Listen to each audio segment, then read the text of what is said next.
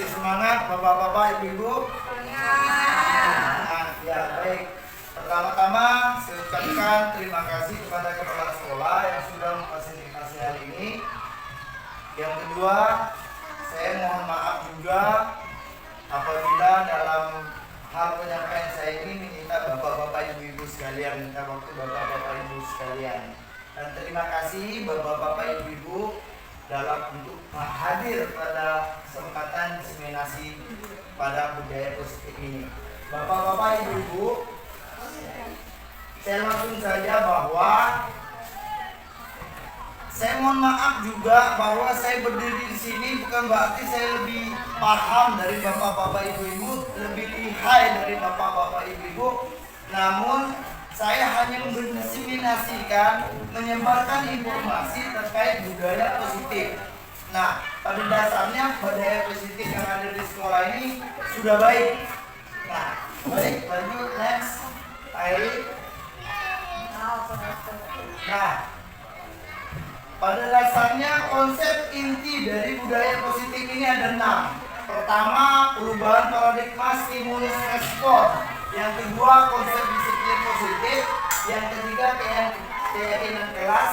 Kelima, kebutuhan dasar. Kelima, posisi kontrol. Kemudian segitiga restitusi. Nah, Bapak-bapak, Ibu-ibu, pada kesempatan hari ini dari 6, karena untuk takutnya meminta waktu Bapak-bapak, Ibu sekalian terkait kisah pengisian dari tugas kita lanjut. Nah, pada dasarnya budaya positif itu perwujudan dari nilai-nilai atau keyakinan universal yang diterapkan di sekolah. Nanti keyakinan nilai-nilai yang ada di sekolah. Lanjut, next. Nah, dari pembelajaran dengan paradigma baru ini, yang mana Bapak-bapak, Ibu-ibu pasti tahu kan bahwa pembelajaran ada beberapa, 2 ya. Pertama, pembelajaran yang berpusat pada apa? Yang berpusat pada apa? Pada siswa. Kemudian yang kedua berpusat pada apa? Guru. Kira-kira Bapak-bapak, Ibu-ibu yang tahu kita ini pembelajaran yang berpusat pada apa? Pada siswa. Baik, terima kasih Bapak Ibu. Nah, pembelajaran dengan paradigma baru ini merupakan pembelajaran yang rancang berdasarkan dengan prinsip berdiferensiasi. Artinya sehingga para siswa peserta didik kita sesuai kebutuhan dia, Mak, berdasarkan tahap perkembangan dia. Kemudian sesuai dengan sosiologi modern untuk mewujudkan profil pelajar Pancasila. Bapak-bapak, Ibu-ibu lebih paham, apalagi di depan sudah ada profil pelajar Pancasila. Next, kemudian disiplin. Nah, disiplin pada dasarnya berasal dari bahasa Latin yang banyak nih. Pertama disiplin, diskel, kemudian disiplina yang artinya belajar. Nah, next. Pada umumnya semuanya selama ini disiplin ini diartikan bahwa suatu tindakan untuk membuat murid patuh pada aturan. Nah, next. Yang kita pahami selama ini. Kemudian secara umum disiplin positif itu suatu pendekatan untuk menerapkan disiplin dari dalam diri anak. Dari dalam diri anak. Kemudian tanpa hukuman ataupun hadiah. Lanjut.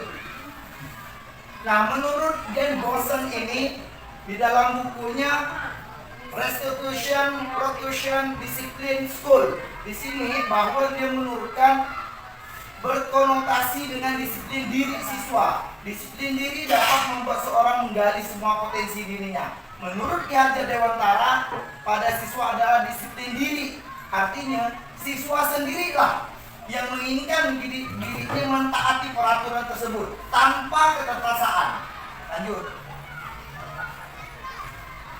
Nah, alasan motivasi manusia ini lanjut yang kedua tadi ya, paradigma yang kemudian yang kedua.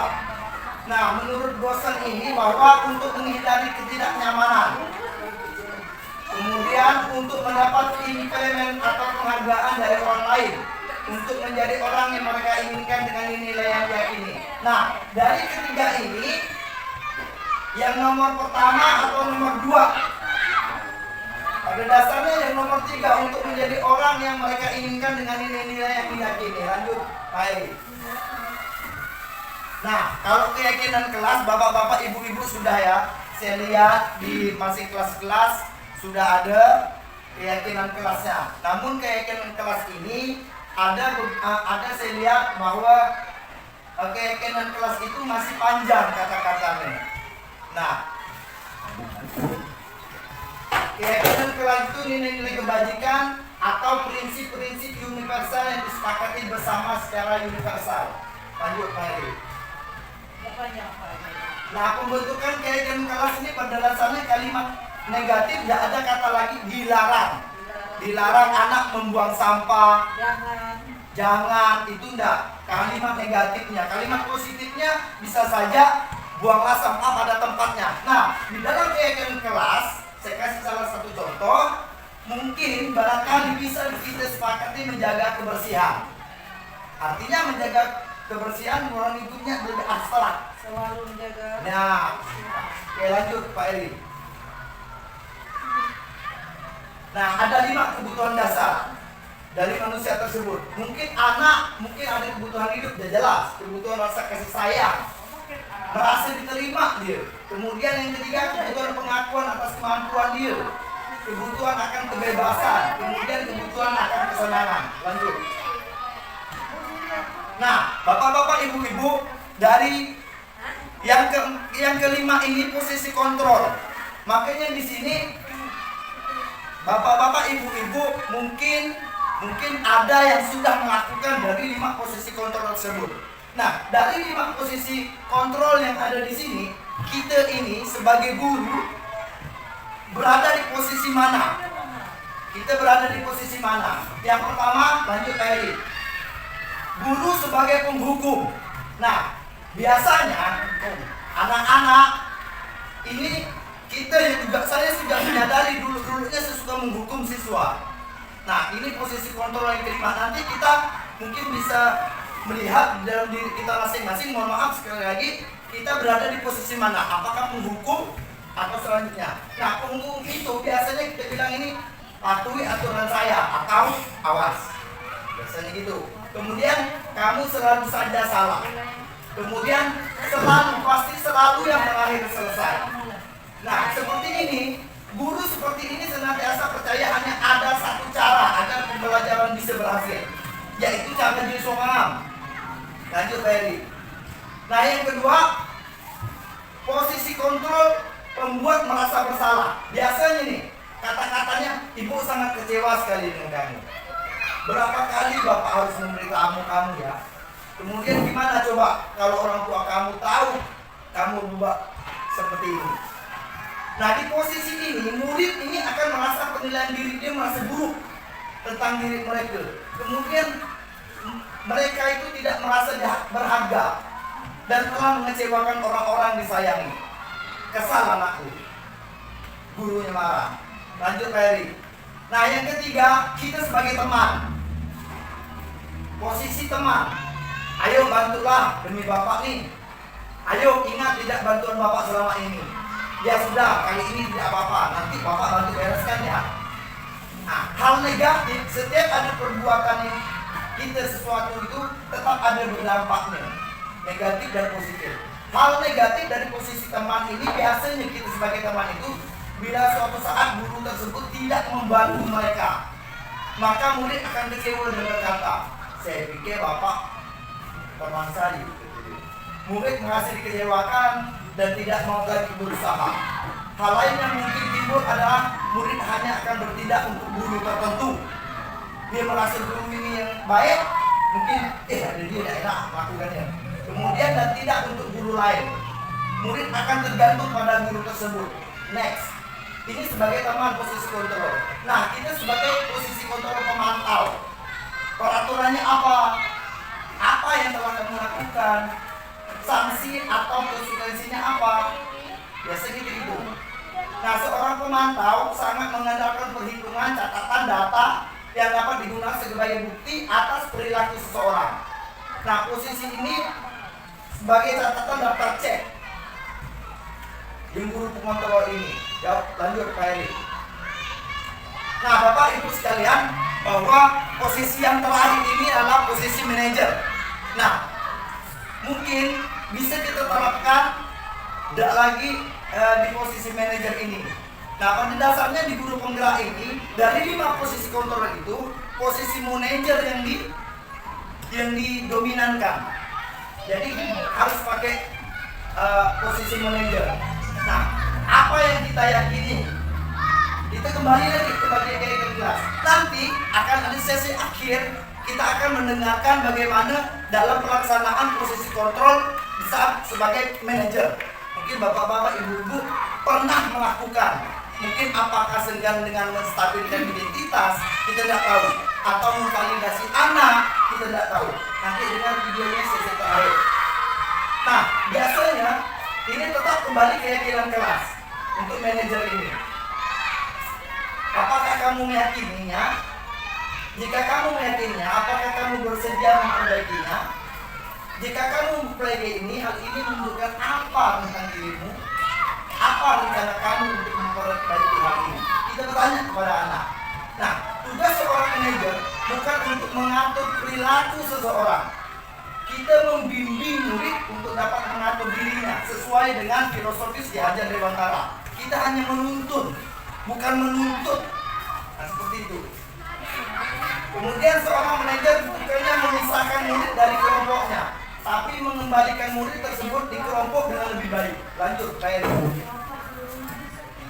Nah, dari segitiga restitusi ini, bapak-bapak, ibu-ibu, biasanya posisi kontrol ini menggunakan segitiga restitusi. Bapak-bapak, ibu-ibu sudah berpengalaman mungkin. Ibu Handayani lebih paham dari paham restitusi ini. Restitusi adalah sebuah cara menanamkan disiplin positif pada murid. Restitusi bukan untuk menebus kesalahan mereka, namun untuk belajar dari kesalahan tersebut. Tujuannya untuk memperbaiki hubungan. Tindakan ini adalah tawaran, bukan paksaan. Restitusi menuntun untuk melihat ke dalam diri anak, mencari kebutuhan dasar anak yang mendasari tindakan tersebut. Anak ini melakukan ini apa? Kita mau cari, mungkin ada alasannya tersendiri. Setiap melakukan tindakan tetap ada tujuannya. Nah, kita selalu berpikir anak ini harus begini terus. Tak tahunya di rumah mungkin dia kesal atau apa, ya kan? Kemudian dan lebih berfokus pada karakter, bukan tindakan dia, tapi karakternya. Lanjut lagi. Nah, ada 3 langkah dari segitiga restitusi ini, bapak-bapak, ibu-ibu, untuk menggunakan dari posisi kontrol 5 posisi kontrol tersebut dari manajer. Nah, 3 langkah tersebut, yang pertama menstabilkan identitas. Nah, menstabilkan identitas ini menanyakan anak bahwa kita ini tidak semua manusia tetap melakukan kesalahan, sama juga kita. Kemudian yang kedua, validasi tindakan yang salah. Kita tanyakan kepada anak, kira-kira salah tak tindakan itu. Kemudian yang ketiga, menanyakan keyakinan. Kembali lagi keyakinan kelas.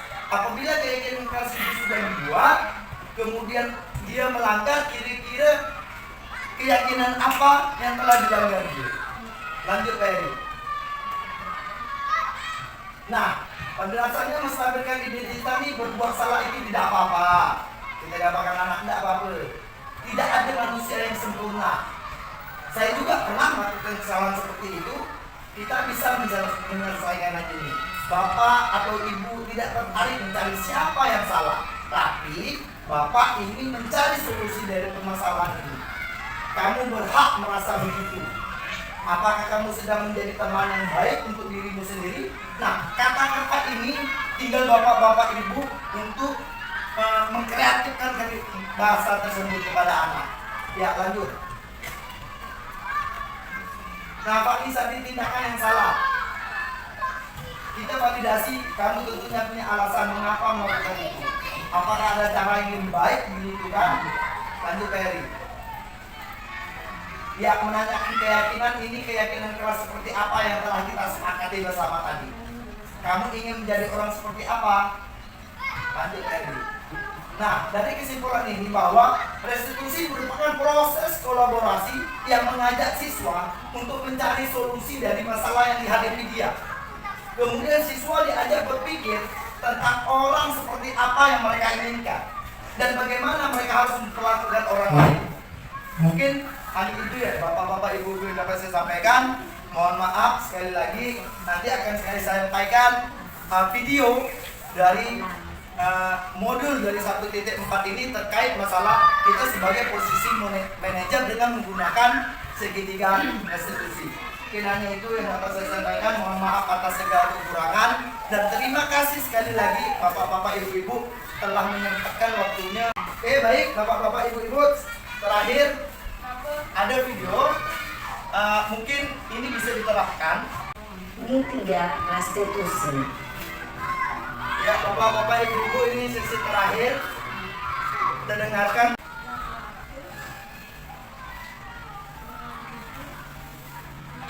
Siang Sarah.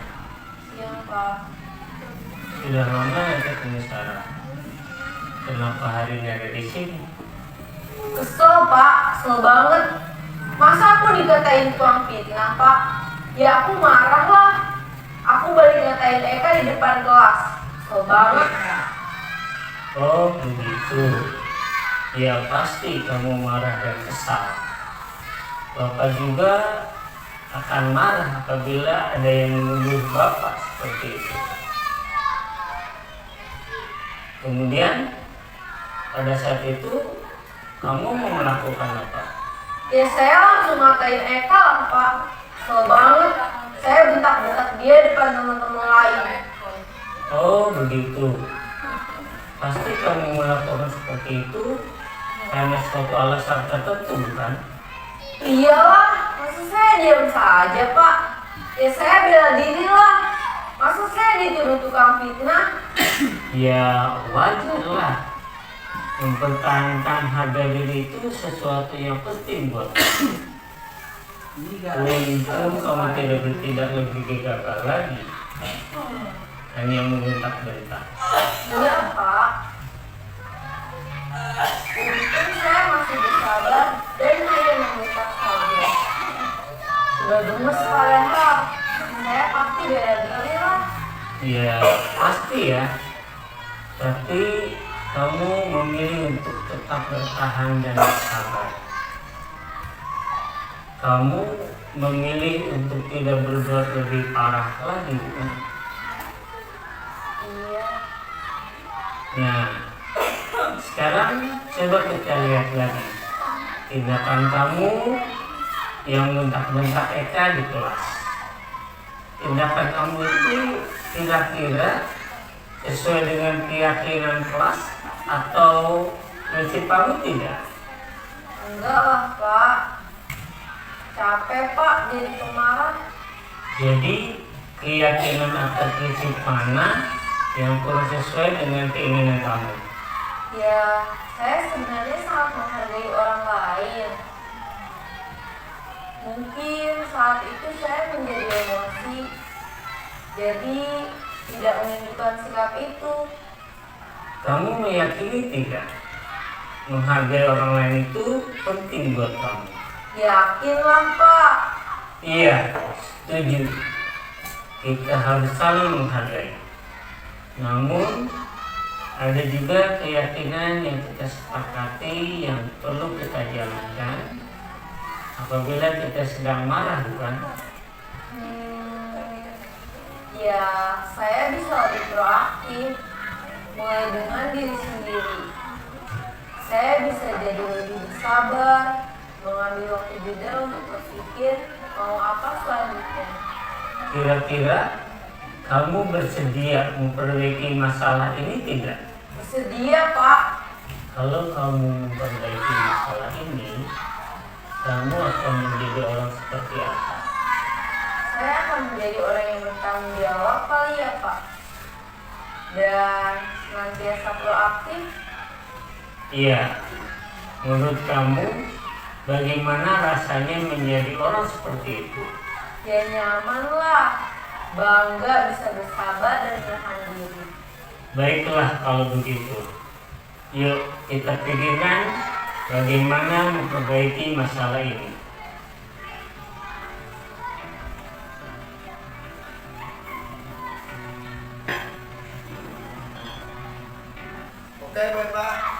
Bapak Ibu, mungkin hanya itu yang dapat saya sampaikan. Mohon maaf atas segala kekurangan. Mungkin hanya sekian dari saya.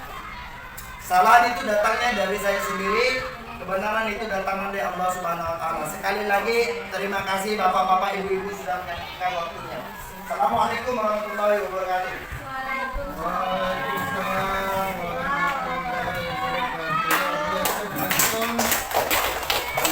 Sukses dan kami baru tahu nyata budaya positif ini agak lumayan menguras pikiran nggak ya? Yang baik-baik dan sifat terutama yang kebanyakan kita kan mendikte anak menghukum anak ini. Ini tidak boleh dari yang ini. Dari budaya-budaya seperti kurikulum merdeka ini kan. Fokus. Ya Besti, ya Besti, ya Besti. Baik, pada hari ini kita akan menulis keyakinan kelas.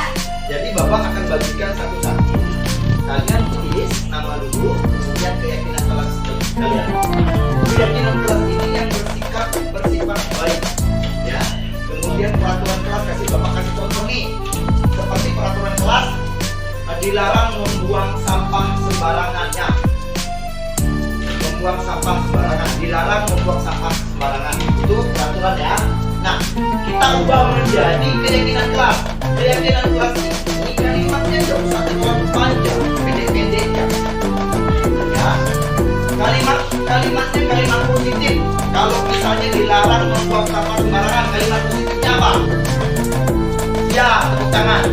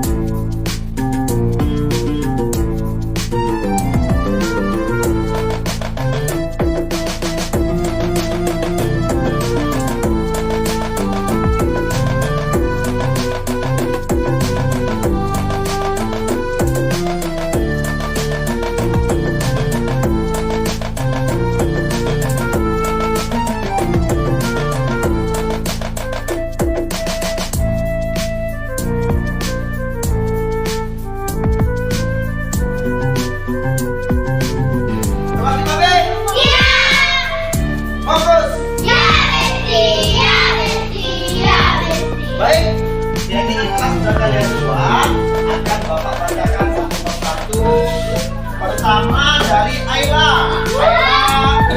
Jujur dalam bertindak. Jujur dalam bertindak keyakinan kelas. Berarti boleh tidak kalau kita menyontek? Tidak. Ya, kata itu. Sepakat tidak nih? Sepakat.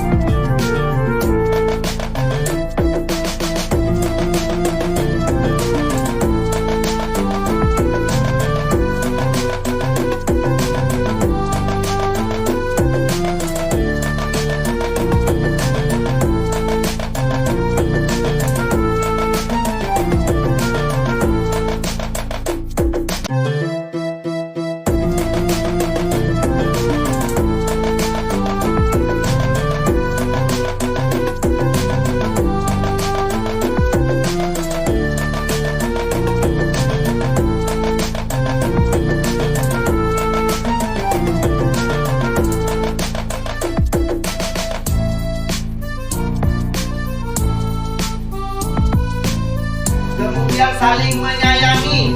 Kalau saling menyayangi berarti kalau dengan teman boleh membuli. Ya. Boleh mengganggu teman. Berarti saling menyayangi. Sepakat ya? Ya. Pertama apa yang kita saling? Jujur dalam bertindak. Apa lagi? Gotong royong. Apa lagi? Disiplin. Apa lagi? Kreatif. Apa lagi?